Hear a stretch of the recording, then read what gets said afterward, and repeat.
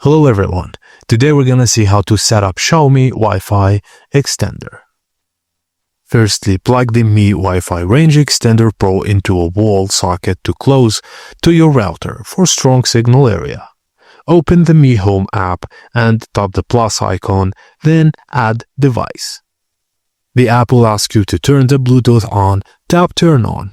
Wait a moment, it should auto-detect your Mi extender. When it appears, tap on it. Select your home network, enter the password, then tap next. Approve the creation of a temporary Wi-Fi by tapping continue, and once connected, tap done. Select or create a room for the device and choose a name for the new extended Wi-Fi network.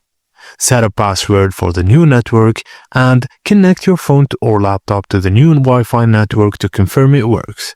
If the signal isn't strong enough where it is plugged in, relocate the extender to another outlet. No need to reconfigure, just plug it in. And that's it guys. Thank you for watching and please don't forget to like and subscribe for more.